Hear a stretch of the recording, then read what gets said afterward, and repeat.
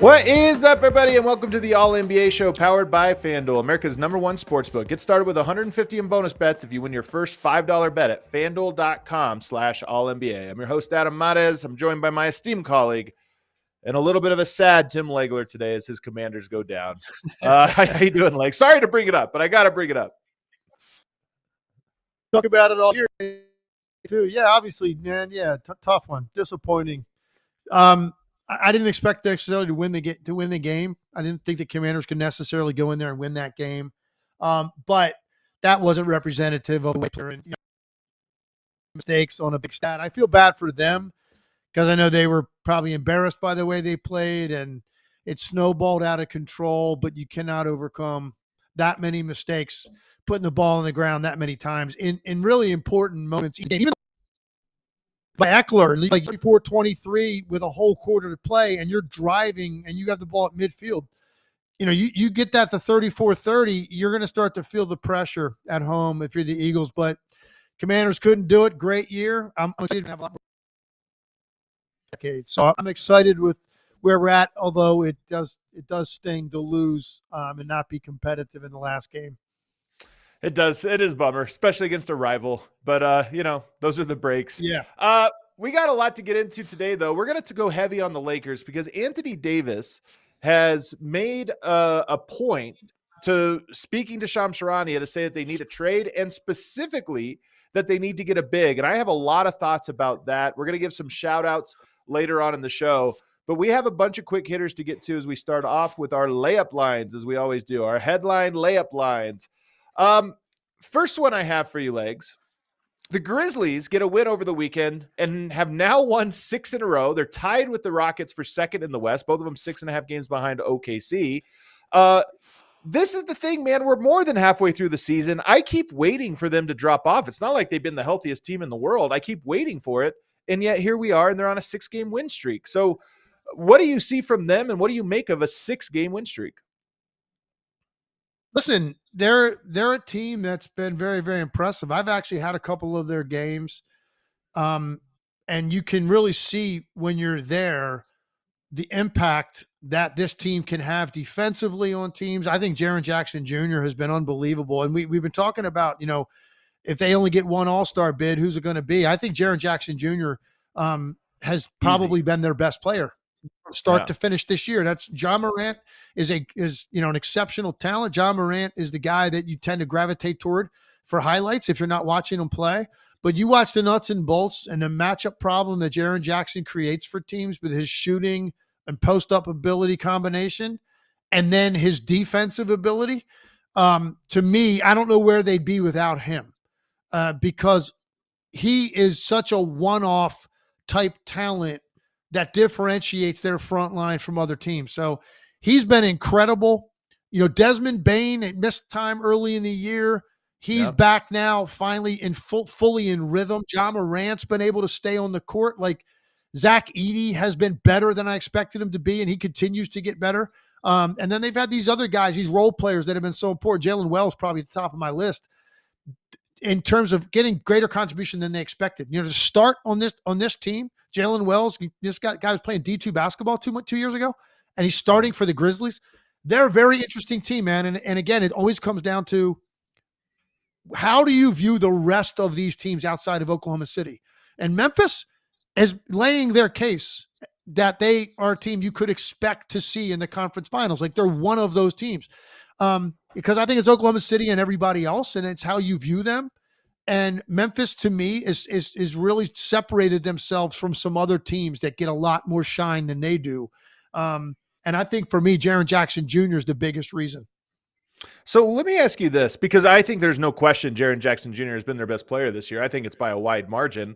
But we know, John Morant in and out of the lineup, coming back off of the year off he had. Is it possible Jaren Jackson Jr., even with John Morant healthy, is their best player?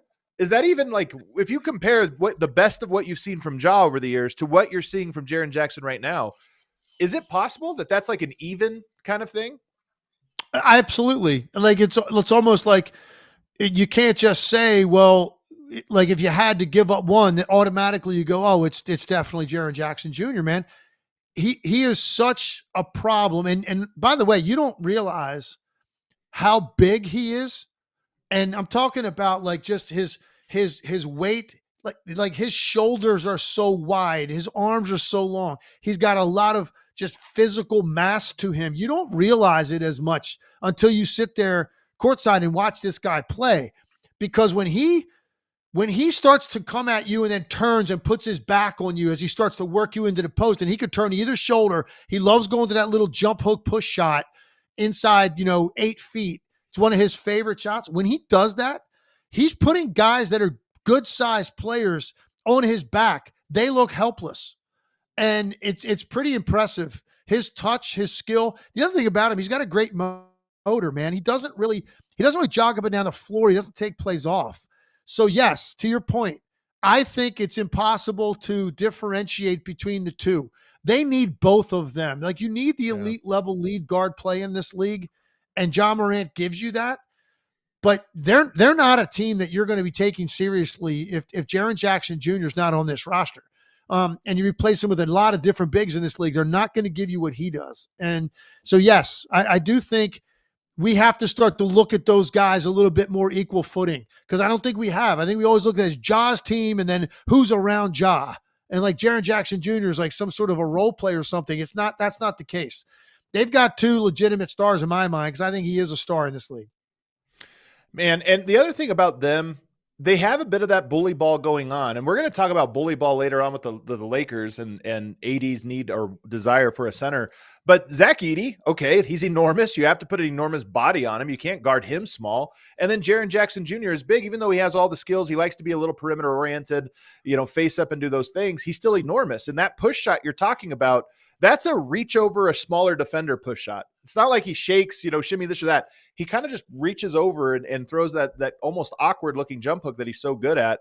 And so bully ball's back in style, man. There's a lot of teams.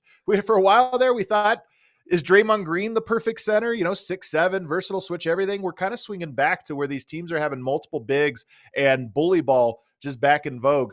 You mentioned Jalen Wells. You mentioned Zach Edey. Both of those guys are on the Rookie of the Year leaderboard, but they're not number one. Number one is Kel'el Ware for Miami, who's now the odds-on favorite on FanDuel for Rookie of the Year. I'm curious what you've seen from him, and I'll just give you the numbers here. In the month of January, he's kind of having a breakout. 13 points a game, 7 rebounds a game, and obviously extremely efficient shooting, as he's basically just a finisher.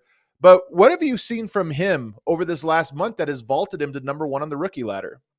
Yeah, well, I mean, I think the reason he has, in like you're talking about, like kind of how sports books would view it if you're laying money on it, the way this is trending, and I get it. It's because of where he's been going here over the last 10 games, especially. The opportunities are there for him now. He has a much better feel and opportunities for how to make sure that he's got himself available to receive these passes, because really that's what you're talking about. He can step out and shoot a little bit, but his main threat is going to be his athleticism and his ability to finish stuff around the rim. The opportunities are coming. The confidence is growing. And when you look at, he's had 3 20-point games in the last 4 games. So that's why you start to look at who's going to separate themselves from this point going forward in terms of the rookie class. And there's a number of guys that are making impacts on good teams, even better teams than this. But I think what people are looking at some point, the numbers will start to like make up for the fact of a guy being on a team that maybe isn't as relevant as some other teams. In other words, a guy averaging 10 points on the season for a team that's a top 5 seed in one of these conferences, that matters a lot because they're playing for something significant every night. It's not like Miami is, completely irrelevant, but they're not a contending team. But if you average, 15, 16 over half a season, right, and you're a team like Miami that's sort of a middle of the pack, 500-ish type team, then eventually those numbers are going to start to outweigh the other thing, the importance of the moment for some of these other rookies. And I think that's why it's trending in that direction. He's opening eyes right now with his consistency and high level production. And this is right out of the Spoelstra playbook, I feel. Always finds guys that, are just under the radar for half a season. All of a sudden they break out and they're in a playoff rotation. We've seen this with Duncan Robinson and a handful of other guys that just become good. And so this to me is right on track. The Miami Heat playbook. Get these guys, develop them, and then by the back half of the year, they're playable and starting to play well. Brian Windhorst has reported, as well as several others, that the Bulls are emerging as a landing spot for Bradley Beal. One, whenever I see reports like this that don't make sense to me, why would the Bulls want to get Bradley Beal, presumably for Zach LaVine? That almost feels like a lateral move. Are you trying to tank? Are you trying to reset? Does this make sense? Or do you have a hunch that maybe the Bulls have been rumored in a lot of different deals? And I almost wonder if they're the team that is just the leverage play for everyone. Everyone looks and says, oh, well, the Bulls might want him, so you better up the price. What do you think? Well, there's some truth in that. That happens quite often in this league. But I do think, look, it's got to be at the point, right, where something's actually going to break with the Bulls, right? We've been talking about this for 2 years. I think the time is here. I agree with you for the most part for Phoenix. That would be sort of a lateral move, although I do like Zach LaVine a little bit better than Bradley Beal, especially the way Zach LaVine is playing right now. But do you fall back into the same trap if you're Phoenix, that it really wasn't working to the extent you wanted it to with Beal, Booker, and Durant on the court at the same time, to the extent that you take Beal and put him on the bench? So what happens with Zach LaVine if you make that move? Like I said, I think there's right now currently a little more upside to Zach LaVine's game, but that's in the system he's in. I don't know what to expect if he goes to Phoenix, and that feels like a very lateral move. Like a guy like Jimmy Butler, who comes up a lot with Phoenix too, seems to make more sense because he's a different type of player. He's got a different edge defensively that might be really important to the Phoenix Suns. And also a guy that can pick his spots offensively a little bit better and still be effective and still not shoot a lot for 3 quarters and then have a great fourth quarter if that's what you need. Like Zach LaVine, if you're not getting the guy shots and in rhythm, why have him? And so that's sort of the problem they ran into with Bradley Beal. Jimmy Butler's a different profile of player. That would make more sense to me than this. So who knows? I mean, I'm just going to be very grateful once the deadline comes and passes, so we actually can talk about what did happen with Chicago, Phoenix, Miami, any of these teams. If the answer to that question is nothing, which has been the case for the Bulls for a long time now, right? We'll never talk Bulls trade rumors ever again. We'll forfeit it for the rest of eternity if nothing happens. Deal. The last layup line I have for you, my beloved Nuggets were on a run all the way up until you showed up to call their game in Minnesota. I'm not trying to blame you, but the Timberwolves have their number. I mean, they beat them last year. I'm just curious what you saw from that game. And Denver had been playing great basketball, and they go out there and get absolutely dog walked by the Timberwolves, who had not been playing great basketball. So what happened? And do you just think that that's a matchup that the Timberwolves just kind of have?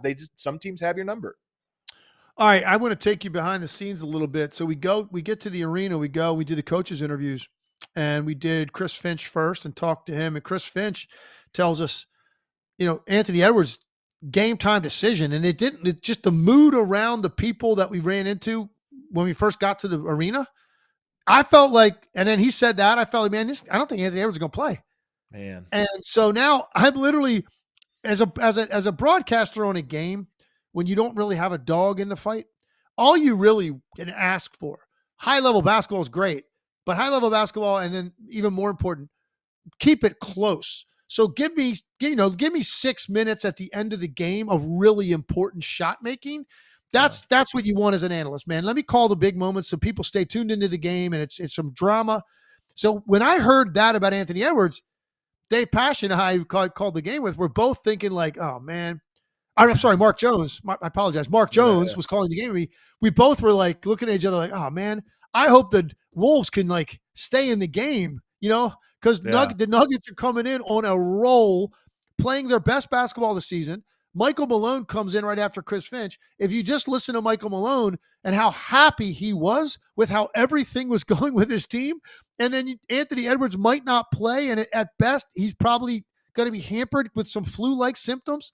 Yeah, that adds up to Minnesota blowing them out and dropping 133 on them. Does any of that make sense? That's why the NBA is such a bizarre league sometimes. Yeah. Here's what it comes down to, though, Adam. I was shocked at the lack of resistance that Denver put up defensively in that game, and the fact that they never made a stand. They went into halftime, they gave up 70 in the first half, and I'm sitting there thinking, okay, Michael Malone is going to rip into these guys. They're going to come out. They're going to make a run here in the third quarter, get back in the game, like enough's enough type of mentality. And it never came. That's what was disappointing to me. Like at no point did they rise up and get physical and make Minnesota feel them at all. It was just a very soft, lethargic defensive performance from start to finish. Rudy Gobert set the tone in the first 6 minutes. He was all over the place. He was dominant, finding the open pockets, beating them up on the front line, taking advantage of these weird matchups that he was getting with smaller players. And then Anthony Edwards was sensational in the second half, really got the separation and closed the deal. So for me, that game I thought was more about Denver and their lack of showing up. Minnesota played great. I don't want to take anything away from them. Very disappointed in the way Denver looked in that game. They don't score. And they had 133 points, and it was effortless 133. Their scoring is their struggle. That's the question you have about them. One of the questions I have, though, for Denver is Aaron Gordon has been coming off the bench. He's on a minute restriction, and that's why he's doing it. It's worked for Denver. Denver's been on a run playing the smaller lineup with a little bit more spacing, and then Aaron Gordon comes on off of the bench and kind of saves Denver's bench, which has been a struggle. But in this game, Julius Randle is a big power forward. It's hard to play small against him. And when you talked about Gobert set the tone, I thought it was Randle and Gobert, and it was a size issue. Denver was getting bullied early by Julius Randle, and I almost felt like right from the get-go, it was an issue. And I'm just curious, Aaron Gordon coming off the bench has solved a lot of problems for Denver, but I just wonder is he going to have to starting very quickly? Are there matchups where it makes sense to bring him off the bench, like Manu Ginobili? He's a starter, but he comes off the bench because it makes your rotation make sense. That to me is the thing I think we learned about Denver is that small ball lineup they have works great against some teams, and against others, it's going to get absolutely destroyed. And that's where I think Michael Malone's going to end up falling on this. It's going to be, I think, a game-by-game decision. One of the things he told us was, with the minutes restriction with Aaron Gordon coming back, you can't really play a guy as a starter and play him 20 minutes. I mean, that just doesn't work out. They're sitting for too long a period of time. He's 100% right. So it makes sense to bring him off the bench. And it coincided with Denver playing very well, Russell Westbrook playing great in there. But when you play a team like this, and you're right off the bat, Julius Randle, he gets Russell Westbrook on him early in the game. He takes him to about 10 feet, just turns and shoots a turnaround jumper over him like it was a practice shot. And Russell Westbrook's a very competitive guy. And, he's using his strength and his athletic ability. But at the end of the day, you turn and you're 6'9", and you go shoot a lean back jumper from 12 feet. There's only so much that a guy that's 6'4" can do, or 6'3" even. And so that was comfortable when they were involved and they were hitting Anthony Edwards with a lot of extra bodies early with ball screens. Anthony Edwards only took 4 shots. Like in the first quarter, he had 2 points. Yeah. And he ends up with 30 plus because they were hitting with blitzes and hard shows. And then the ball would come out of there and they were hitting Rudy Gobert in the pocket a lot off of those traps. And just what Rudy Gobert was looking at was just small back there. And then one time, he even threw a lob to Jaden McDaniels, like running in from the corner for a backline dunk with no resistance. So against certain lineups, playing 3 guards, a long but albeit not physical wing in Michael Porter Jr. Extremely and not Jokic. physical. Right. Jokic, like that's going to look really small to certain teams, and they're going to set the tone, and that's what happened in this game, man. They took it to them early, took advantage of that. And then they went zone for a brief time. And then first time they go zone, Jaden McDaniels hits a deep 3, it's just like, okay, like nothing we're doing is working. But yes, to your point, now he did say, Aaron Gordon said, hey, whatever you need from me, do it. He made a point to make sure we understood how unselfish he was being. If we're winning it, I don't care. You do whatever you want. Keep me coming off the bench or whatever. I think what's going to happen, they're going to end up, Aaron Gordon will be back in the starting lineup. And because I think that ultimately, I think you need that a little bit more often. You can mix it up and go with these smaller lineups. It's against certain teams can be very effective. It's proven to be. Yeah. I don't think that's a formula for success night in, night out in this league in the Western Conference. So let's see how it plays out going forward, because this was the tone was set in the first quarter of how this was going to have to go. And one of the problems, by the way, it also surfaced, my last point on Denver, when you don't shoot a lot of threes and they're 30th in the league in attempts, and you fall behind by 18 in Yeah. the third quarter, Hard to guess come what? back. That's awful tough, man. Listen, now, if you're a great defensive team, like top tier defensive team, and that's where you kind of make your identity, well, yeah, okay, you can string together 5 or 6 stops and still shoot mid-range twos, layups, free throws, and chip away at that. When you are not an elite defensive team, a team is rolling against you, and you've now got to make up an 18-point deficit by getting a lot of twos and free throws when they're still scoring. I mean, obviously, do the math. That's how you end up with a 30-point game. So, just disappointed, man. I wanted to see a better version of Denver. I was really looking forward to seeing them because they came in, won 12 out of 15, playing great basketball, and it was anything but that day. They just didn't have it. Minnesota took it to them, and give the Timberwolves credit because they never let up on them. Yeah, it was a rough one, man. It was a really rough one. And Michael Porter Jr. struggled in that series last year. The physicality really bothered him and Jamal. And I thought in this game, the physicality bothered Michael Porter again to where he just was a non-factor. Denver, you can have Michael Porter be a non-factor in certain cases, but Denver was not rolling in that game and they needed some scoring. He wasn't able to provide it. All right, let's take a break. On the other side, we're going to get into the Lakers. I find them to be very interesting because they're on a little bit of an upswing right now. They're surprisingly high in the standings, and Anthony Davis is saying he knows what it is that they need to get to the other side. We'll talk about that on the other side. But first, from big upsets to game-winning drives, the NFL playoffs are better with FanDuel because right now new customers can bet $5 to get $200 in bonus bets guaranteed. That's $200 in bonus bets, win or lose. You guys know the Super Bowl is probably the single most fun event to bet on. You could make so many prop bets and little game bets. So if you're thinking about it for the big game, obviously hop on. FanDuel app gives you everything you need for live bets, same game parlays, and so much more. Plus, when you win, you'll get paid instantly. Just visit FanDuel.com/AllNBA to join today and get started with $200 in bonus bets. That's FanDuel.com/ALLNBA. Make this playoff season unforgettable with FanDuel, an official sportsbook partner of the NFL. Must be 21 and older and present in select states. For Kansas, in affiliation with Kansas Star Casino, or 18 plus and present in D.C. First online real money wager only. $5 first deposit required. Bonus issued as non-withdrawable bonus bets, which expire 7 days after receipt. Restrictions apply. See terms at sportsbook.fanduel.com. Gambling problem? Call 1-800-GAMBLER or visit fanduel.com/RG. Call 1-888-789-7777 or visit ccpg.org/chat in Connecticut or visit mdgamblinghelp.org in Maryland. Hope is here. Visit gamblinghelplinema.org or call 800-327-5050 for 24/7 support in Massachusetts, or call 1-877-8-HOPE-NY or text HOPE-NY in New York. Also want to tell you guys about the Game Time app. If you're looking for tickets to a big event coming up this week, maybe you want to buy concert tickets and see what concerts are going on in your area, you can find all of that and more on the Game Time app. They've got killer last-minute deals, all-in prices, viewed from your seat, and their lowest price guarantee. Game Time takes the guesswork out of buying NBA tickets. The best way they take the guesswork out is they have the all-in pricing feature right there on the front page or on the front screen right as you open it on your mobile device, and it'll say all-in pricing. If you click that, that is your checkout price. There's no fees or stuff that get added to the end of it. So if you know you're buying a $50 ticket, you go to checkout, it's going to be $50. It's not going to be $60, $75, whatever it is. You'll know. You can also see the view from your seat right there on your phone. So if you're not sure what it looks like in an arena, maybe you're out of town and you're buying a ticket to a game, but you're not sure what the arena looks like, well, you can preview what the seat would look like from that seat.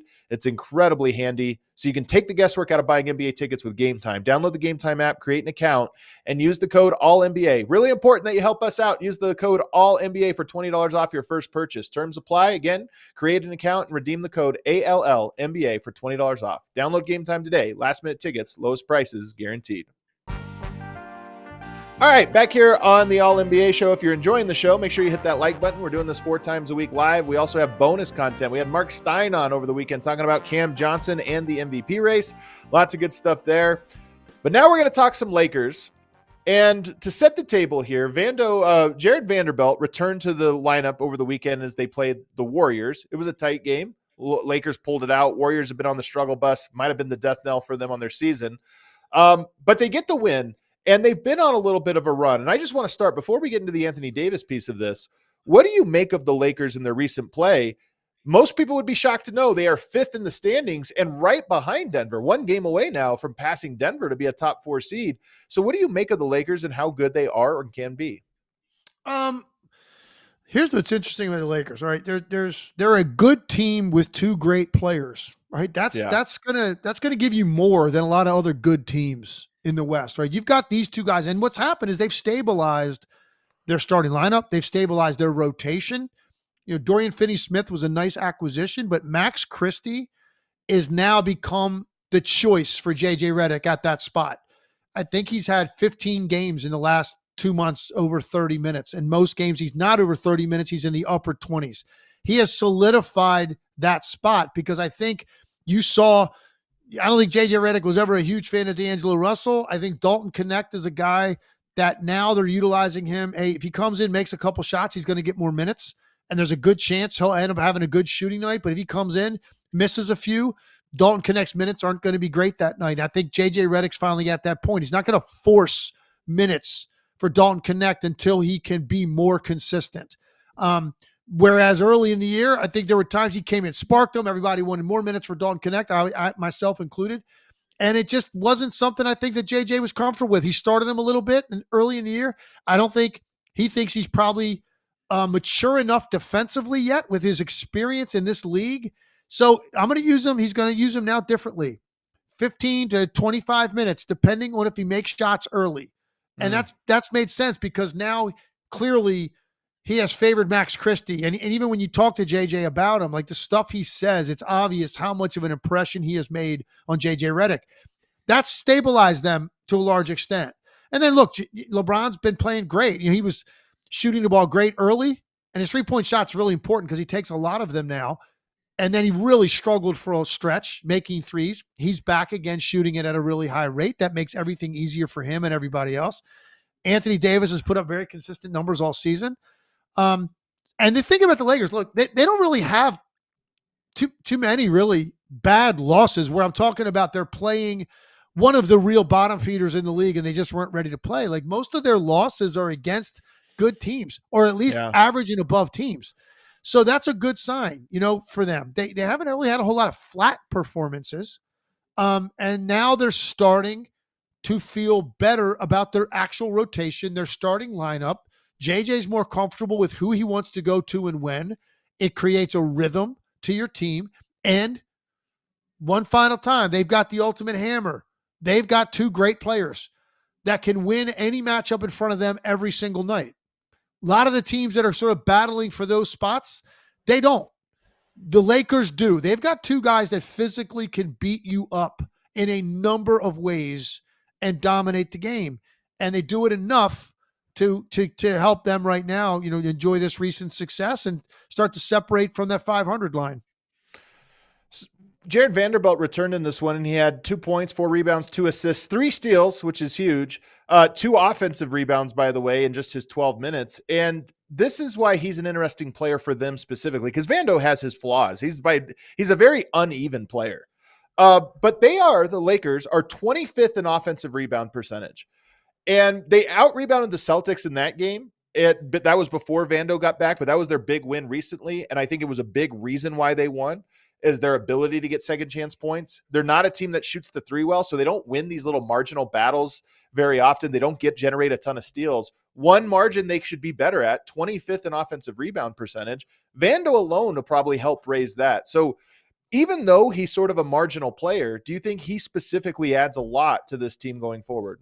He definitely does because he's also somebody that is one of the only guys on their roster capable of picking up 70 feet and bothering people. That matters over the course of a game. He also can, he's quick enough, long enough, and strong enough to fight over dribble handoffs. He can deny guys back the basketball that are high-level guard scorers once they give it up, and then they can't get it back, and then the big eventually would just throw the ball to the other side of the floor. Now it's out of the hands of one of their best players on the other team.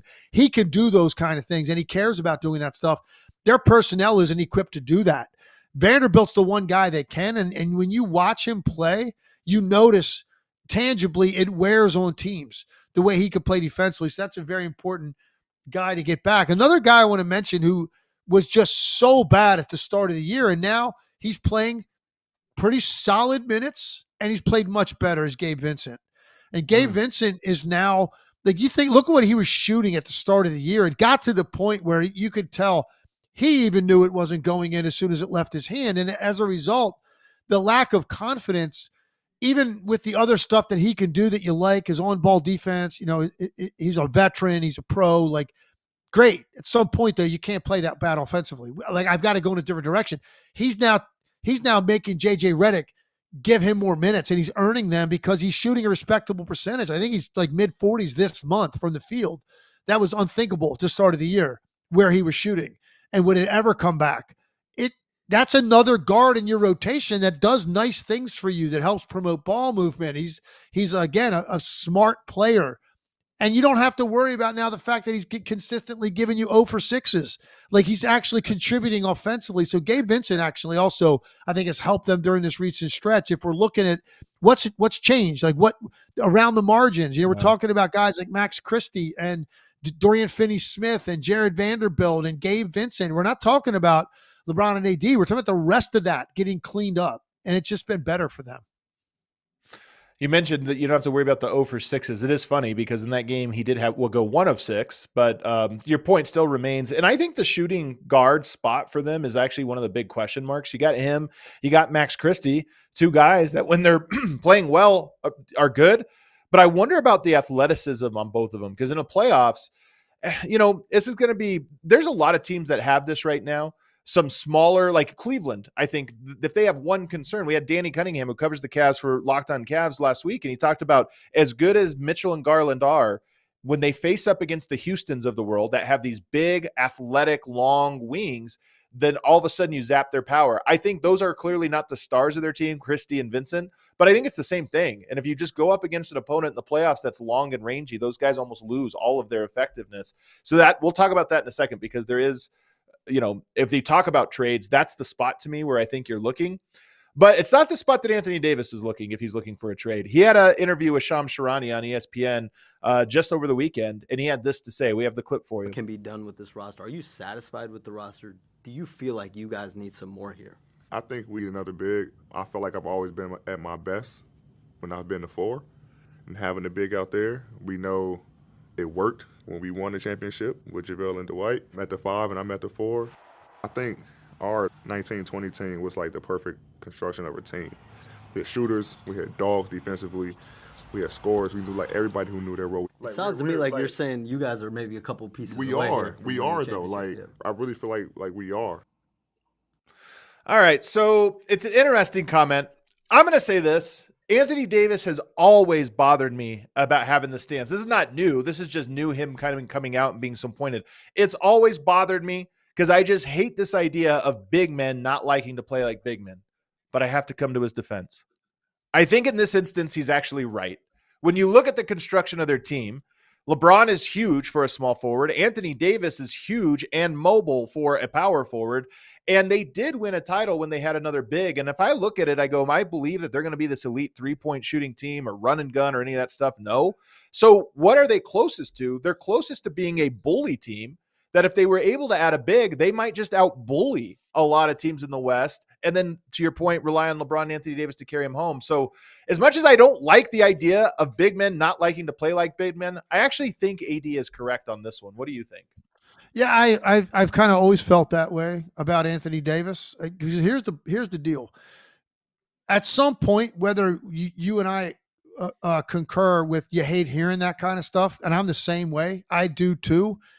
At some point when you know for a fact that's where a guy is wired mentally, yeah, you need to make sure you get him to a place that because you're going to maximize who he is then.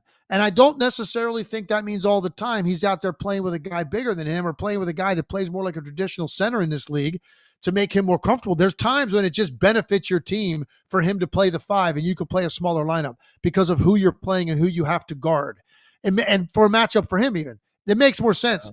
But there also are times when clearly you could put a guy like that next to him and give him, even if it's X amount of minutes per game, where he doesn't feel like he is the center for that team. It clearly seems to help him mentally. Then I think you need to get that done if you're the Lakers. What do you think of him coming out and say it? Because we've all known this for years that he doesn't like playing the 5, but he's not a guy that comes out a lot and does interviews like that. And the fact that we're 2 weeks before the trade deadline and he's like, listen, man, we need a trade and it needs to be a big. What do you make of that? That's a LeBron move more than an AD move. Well, I think, yeah, exactly. And I think for AD, it's pretty simple. He's looking at the calendar and he's saying if he doesn't say something and like a little more vocal about it, draw more attention to this, maybe that trade deadline passes, and that's pretty much where he's going to be then until next season. So I think that's really what that is. He understands sometimes star players say certain things at certain times. It can carry some weight and have some influence with the front office. I think that's what he was trying to do. Yeah. I do just think, though, I mean, look, I'm not buying the Lakers like as being able to make this run. We'll see what they do at the deadline, and it could change things. But I think every team has to have a thing that they hang their hat on. Okay, this is what the problem we present, and you present a different problem, and let's see whose problem can overcome. And right now, I don't think the Lakers have that. They do have the top-level talent. But if you do add a center, and look, the guy they talk about is Walker Kessler. We'll talk about that here in a second. I don't know if they can get him. But if you added a Walker Kessler, it's like, okay, you're going to dominate physically and just height-wise. You should own the offensive boards. You should own paint protection defensively. You'll have some weaknesses. But I look at that and I just go, that could be an overwhelming 3-4-5 combo. It does have its own problems and drawbacks, but you have to have something, and that would be a sledgehammer team. And again, right now, that should be their identity. I think it makes sense, and that's why I'm on board with it. But to throw out the name, Walker Kessler, the Jazz own the Lakers 2027 pick. It's top 4 protected. I don't see this deal getting done, even though the Jazz want to move Walker Kessler, because he's a young player. And if you're looking at the Lakers, you're incentivized for them to be bad. And it would be weird for them to trade him a player. What you get back is probably not going to be that valuable anyway. So I have a hard time seeing that one. But if they were to get it, Walker Kessler, is that a guy that you think would be a good fit with that trio? Yeah, well, first of all, I'm going to totally agree with you. I'm in lockstep about the way I feel about Walker Kessler in Utah. Like at some point, I understand like where you're at and what your mentality is going forward, but like some of these young guys you keep. It's like, this guy, I like Walker Kessler. I think he plays with great energy. Yeah, I think he plays with great energy. And he's absolutely a guy that's, potential to be one of the better backline defenders in the league. So I like him. But to your point, if something like that were to come to fruition, yeah, I think that's exactly the kind of guy that Anthony Davis is talking about. Like, you don't want just a body out there that's got super limitations because it's going to tie your hands offensively with what you can do. But I don't think that's the case with Walker Kessler. So that is the kind of player that we're talking about that I think would be a pairing alongside AD that would make sense if you're going to go in that direction. Another name that I guess in theory could work is Vucevic, Nikola Vucevic. Is that a guy that you think would make sense there? Yeah, look, I think Vucevic would make sense for any team that's kind of in the same situation as the Lakers. He's a very talented offensive player. Now, you're going to give up some stuff defensively, but if you've got AD and LeBron on the court, it's going to make up for some of that. Yeah. Right? You can protect him to a certain extent. But, yeah, I mean, and look, I know there's other teams. I know Golden State probably would be the team at the top of the list, man, that would love to have it because I think you look at the way their offense can bog down at times because of the lack of threat of shooting out of anybody they play at center, whether it's Looney, Trace Jackson Davis, or Draymond. And even when Draymond makes one or two, no one's still running out there. It clogs up the lane to such an extent. It's making their offense, the way we've traditionally known it to run, much more difficult to operate that. And so to get a stretch, and it's just, you can just see Golden State didn't necessarily always have guys that could step out and shoot the three at the center, and they've played Draymond there a lot. But the difference is more and more teams now have that. And so by contrast, it's almost like Golden State's opera, and you can see their offensive numbers. They're just not as good as they've been in the Curry era. I think that would make more sense to me than even going to the Lakers. But yeah, I mean, Vucevic is a guy, you can get him, and you're a team that's like, you're in the mix, but you're not good enough to contend with the top team in your conference. He would make sense for just about any team I could think of in that boat. I just don't know what he would do offensively. Like, what is his role in that system? It might bog things down just as much as it helps on the other end. I really would basically become almost primarily a three-point shooter. Yeah, you probably would have to Brook Lopez. Because he'd be a Brook Lopez type guy. That's what he would end up being, more of that. And that's a shame because he's better than that offensively. But with you've got Anthony Davis, LeBron occupying the areas of the floor that you do, that's where Vucevic is going to be. I mean, you can run some two-man for pick and pop where it's more of a mid-range shot. But look, and that's if AD's on the bench. If AD's on the floor with LeBron and Vucevic is out there, Well, now he's going to primarily be guy that's just going to stretch the floor. Okay. I think here's a name. It's the Lakers, so we always have to throw out names because they're the one team where it just feels like anything is always possible. Dejounte Murray has for years been linked to them. I know that's another guy, even LeBron, I believe, has mentioned before. He's available. Would he be a guy? We're talking about the Christie and the Gabe Vincent, problem. He's not necessarily a great shooter, but would he be a guy that you think would fit with the Lakers if they were to make a move for him? Yeah, I do. And I think Dejounte Murray is one of those guys needs to get energized by a competitive environment again. And I think you'll start to see his value, right? Because that's we became enamored with him in San Antonio as this guy that was just, elite level defensive rebounding point guard, could really push it, could guard and lock guys up. His offense was coming along. And the chemistry in Atlanta wasn't really there for him, and they weren't winning games. So he became a little bit of a scapegoat there. Obviously, New Orleans isn't playing competitive games. Dejounte Murray gets back into an environment where you're around pros like LeBron, AD, like they're expecting to win now. Every year they play, they're expecting to compete, contend. I think Dejounte Murray could be very attractive to a team like that. So the Lakers just started the first of a 6-game road trip, the Grammy road trip that they take every year. So they got their start off 1-0. They've got Charlotte, Philadelphia. It's a second night of a back-to-back, but Embiid, I believe, has already been ruled out for that game. Washington, and then you finish with the Knicks in the Garden, and then the Clippers, technically a road game in LA. You take on the Clippers. So that stretch there, Charlotte, Philadelphia, Washington, all winnable games. Knicks, Clippers, interesting. And then right after that is the trade deadline. So it's a weird one in that you go on the road, and by the time you come home, you might be a different team. But when you look at that, they're one game behind Denver right now. They're 25-18. That's a good record. I think the next 3 are very winnable. You get to 28-18. That's an even better record. And then the Knicks and the Clippers, we'll see what happens there. But I just feel like this stretch right here, it's kind of funny when you're on the trade deadline and you want to trade. How does a team perform with that distraction? But I still see 3-2 here, which would be, set them up quite nicely. Yeah, I think 3-2 at worst. You're sitting there at that point, or 28-20, right? You go 3-2, Yep. 28-20. Yep. I think that leads right into, and they're going to do something. I don't think anybody there believes, as currently constituted, they can make a run at the Western Conference. I just don't think they believe that. And I know OKC's on one level, but I just think even, they might think, hey, we'll take our chances against a team like Houston. Hasn't really been there before. A bunch of young guys. We got LeBron and AD, we'll be fine there. Memphis, they're not threatened by them. They know how good Denver has, and Denver's done a number on them in the postseason. I think, I think Denver fans would probably be perfectly fine if somehow down the road, that's a 4-5 matchup or something like that. I think Denver would be very happy with that kind of matchup. Well, hold up here. Unless they got another big. Because part of me is like, why does Denver own the Lakers over the last 2 years? Because Anthony Davis can't guard Jokic. Jokic's a better player, and he's proven it now for 2 straight years. But if you give him another big and now he gets to be the roamer, I actually think that could change things for that specific matchup. Does it make him better overall? I don't know.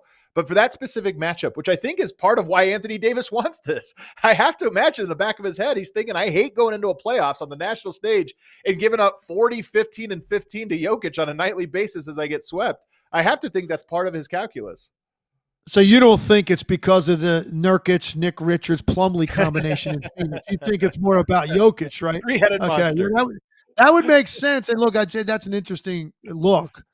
Yeah. You're going to bring in potentially somebody doesn't play Jokic as well as AD does, even though you're saying AD struggles. Yeah. But what you're saying is you put AD as a roamer, more hovering along the baseline, and what that could mean for, guys on the weak side slashes, like a Christian Brown and a Russell Westbrook, and like what that means with Anthony Davis back there, because you get another big dealing with Jokic and eating up all that weight and like absorbing all of that contact, which is very tiring. That's a good point. All right, we're going to get out of here by giving some shout outs as we do every Monday. We try to give a shout out to some players that have impressed us. This segment is presented by FanDuel, America's #1 sportsbook. You get started with $150 in bonus bets if you win your first $5 bet at FanDuel.com/AllNBA. I'll go first here, Legs. All right. My shout out this week is Desmond Bane. Since January 1st, 21.2 points per game, 4.5 rebounds, 7.1 assists, 44.5% from three. And he has 2 games over the 6-game win streak that they're on, 2 games with 14 assists. Passing the ball as well. He's had 20 in every single game of this streak, except for the last one against Utah because they were up by so much he didn't even get to 30 minutes. So he's been scoring, he's been assisting, he's been efficient, and the team has been winning. Desmond Bane gets my shout out this week. I love it. And he basically what he's done is kind of, other than the facilitation, because this is at the best he's ever been in his career in that regard. But it's kind of like this is what Desmond Bane is. Desmond Bane's a really good player, and he really struggled when he first came back. He was out at the start of the year. He came back and he struggled to make shots. He's found his rhythm now. And look, that's why when you look at Memphis, we talk about Ja, we talk about Jaren Jackson Jr. Like Desmond Bane is that other guy that's capable on any given night, man, of giving you 25, 30 points. When he gets hot, they can actually ride him and run stuff through him. And usually that means down screens and dribble handoffs and stuff like that. But now they're putting the ball more in his hand to get ball screens. And he's creating more offense downhill, which is leading to the assist numbers being up. So he's in a really good rhythm right now. I like that one a lot. Mine is going to be also in the Western Conference, also a team near the top of the Western Conference. 2 back-to-back wins against the Cleveland Cavaliers for Houston. And the guy I want to point out is Amen Thompson and what he was able to do in those 2 games, man. Basically just under 20 points a game over the 2 games, 50% from the field. Of course, gives you typically the great defense all the time, but also 15 boards, 7 assists. So in the 2 games against the Cleveland Cavaliers, one of the 2 best records in the NBA, he goes for basically 20, 15, and 7 in those 2 games with lockdown defense. So Amen Thompson gets my shout out. Very impressive player, man. And I'm very curious to see as his career progresses, if he adds a little bit more to his handle and his ability to shoot the basketball with range.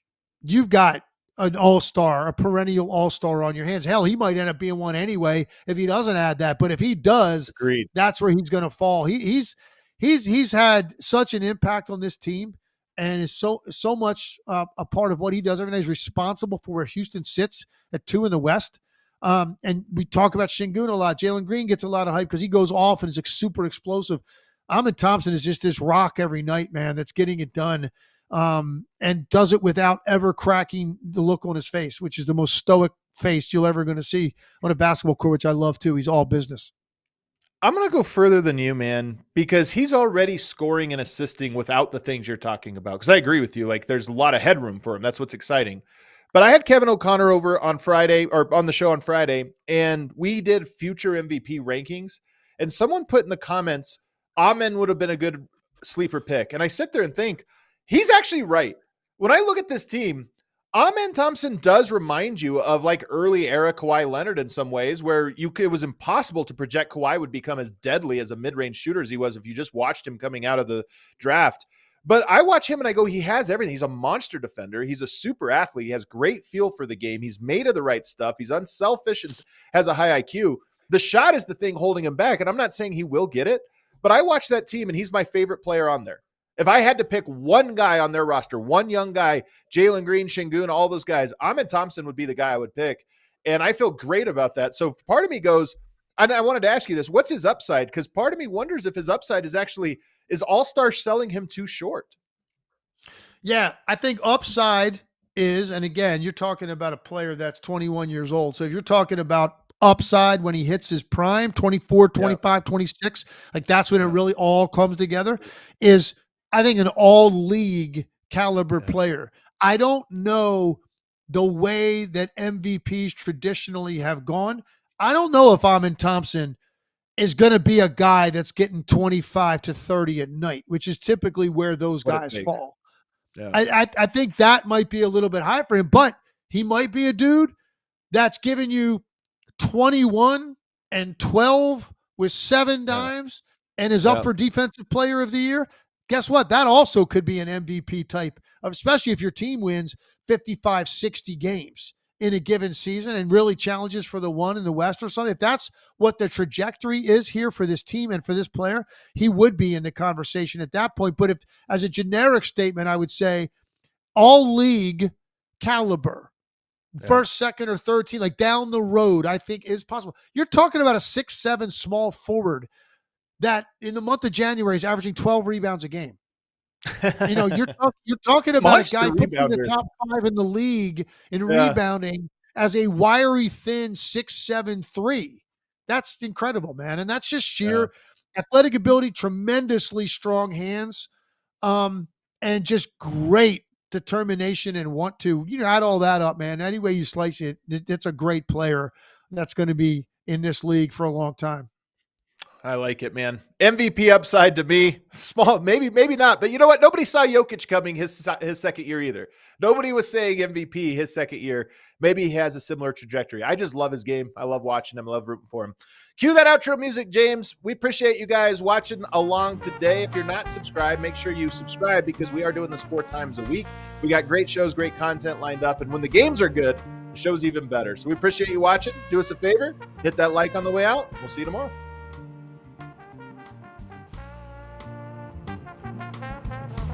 We